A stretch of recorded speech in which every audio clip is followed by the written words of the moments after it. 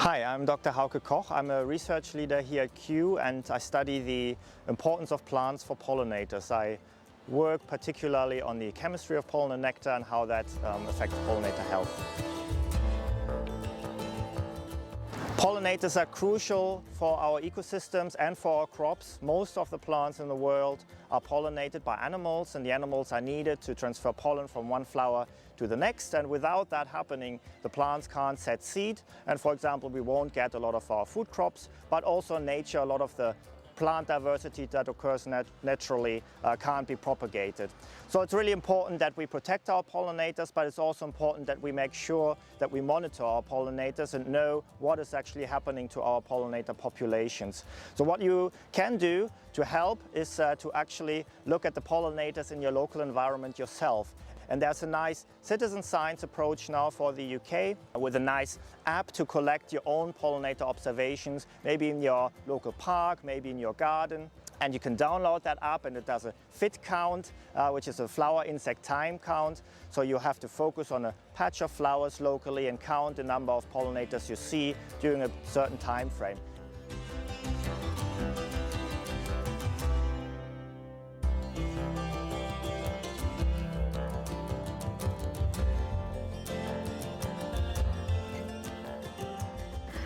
So I'm Tamsin and this is Alfie, and we are here with Pollinating London Together in the beautiful Kew Gardens, about to take part in a Fit Count survey. The Fit Count is a project that is supported by the UK Centre of Ecology and Hydrology. And you can join in with the app that we have today, and we're going to talk you through it now. So the basis of the app is to measure the amount of pollinators entering and exiting an area in a 10-minute period. As you set out your 1 metre squared grid, over a 10-minute countdown, you count however many pollinators enter the grid. You enter this data on the app, and after the 10-minute period's up, you send off the data.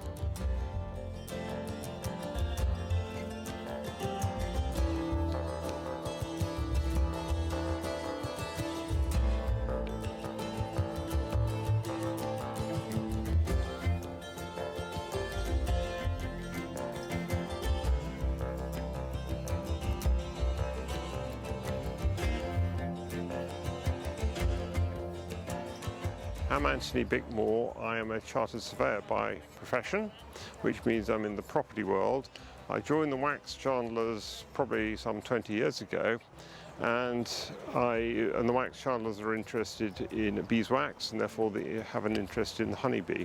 As I've come through the governing body and of the courts, I was shortly to be master.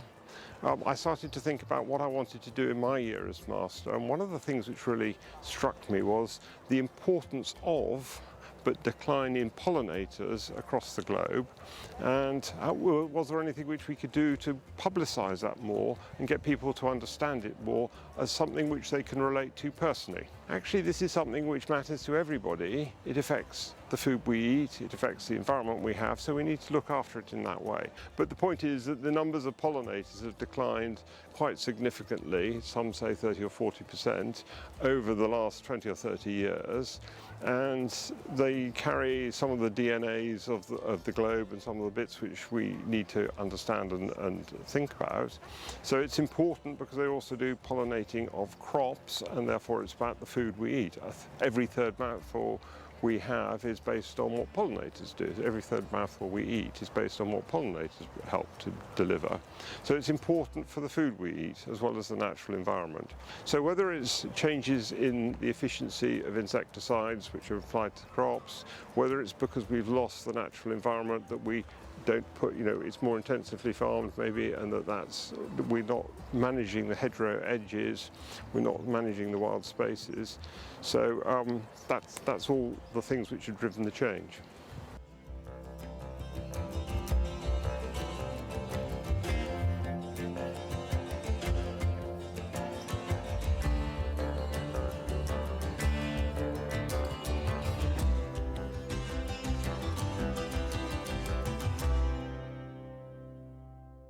I'm Sue Green. I'm master of the Wax Chandlers, an ancient livery company based in the city of London, whose roots derive from the wonderful work that the honeybee has done over the years. We used to make, and we still support the wax industry, beeswax industry and honeybees. So for me, one of the key reasons I think it's so important that my livery company are involved in this pan-livery initiative is that basically because we're not looking after our environment enough to create the gardens and countryside that allows these bees and other pollinators to forage. There is a lot of work to be done with Pollinating London Together. We're in our early stage of formation, but we've got some great ideas on many aspects.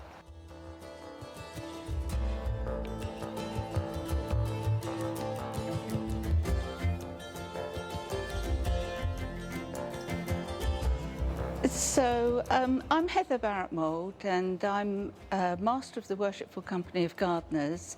The Worshipful Company of Gardeners is one of the city livery groups, and when we say gardeners, actually it means the whole of horticulture, all aspects of horticulture. What Pollinating London Together does is to promote pollinator-friendly planting. So there are something like 270 different species of bee before you even get on to the hoverflies and all the other pollinators. One of the species of bee is the honeybee, and the honeybee is okay, but many of the others are in decline. So what those pollinators need is they need food, so they need plants that are good for nectar, plants that they can get into, and they need shelter to nest in and to stay relatively safe in. So the plants that you need to be looking at are fairly simple plants. You don't want double plants because pollinators can't get into them. You don't want highly cultivated plants which have been cultivated so much that they don't really have any nectar anymore. So they're sort of a rule of thumb over the plants, the sort of things that are really good for a whole range of different pollinators, things like lavender and herbs.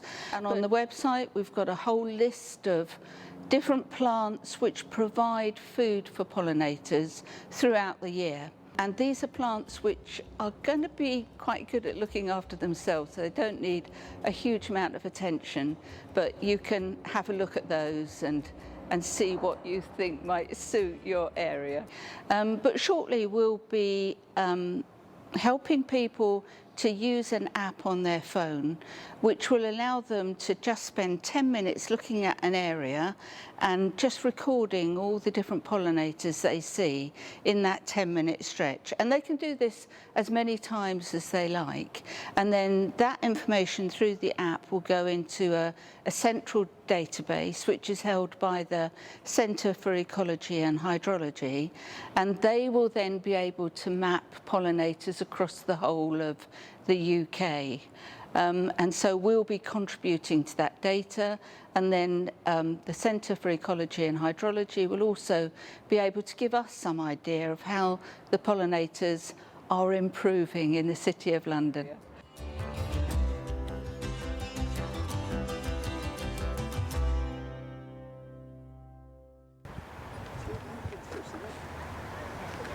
Yeah. Okay, thank you so much for the tour today. Really expert knowledge, great background, and with passion. We really enjoyed it, and thank you so much for hosting us today, and thank you to Kew for having us here. The gardens are truly spectacular, really bringing home the importance of pollinators and how important the work you're doing is to pollinators. You know, we've all learned a lot today. We've seen and learnt a lot today, and we know it doesn't take much effort to develop the gardens and approaches and strategies for pollinators here in and around London and in the world.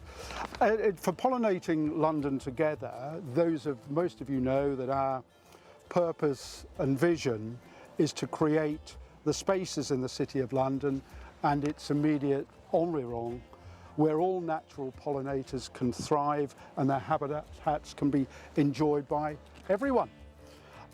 Our mission, a membership organisation, is to influence organisations and individuals to positively support pollinators in the management of urban land resources and build the environment in the UK, starting in the City of London. Improving biodiversity is the cornerstone of our work, and as we all know, biodiversity relates to the range and quantity of species that maintain a balanced environment. We also need green spaces for good mental health and for the impact that they can have on air quality. Heather and you, Hauke, have told us and taught us about citizen science and the demonstration of the new Fit Count app. We can see keeping track of the number of pollinators in our areas. It's instrumental in our work to measure the impact of what our changes can do to the lives of pollinators. You may have heard of the famous organisational performance improvement specialist, Dr. H. James Harrington. This is one of his famous quotes, and it's so apt to this work and so important to what we're doing.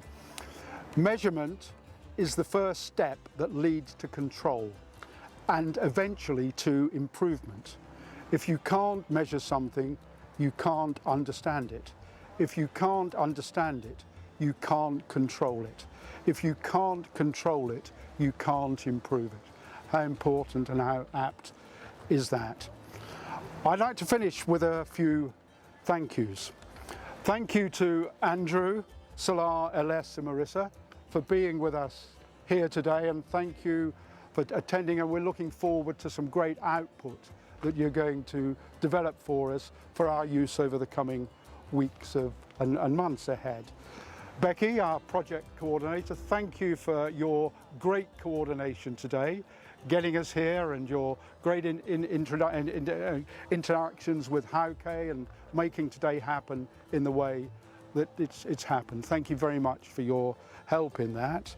And finally, thank you to you all, the PLT board, working group members, supporters and friends, for all your hard work and dedication to pollinating London together. Thank you all very much, and thank you for joining us today. Greatly appreciated.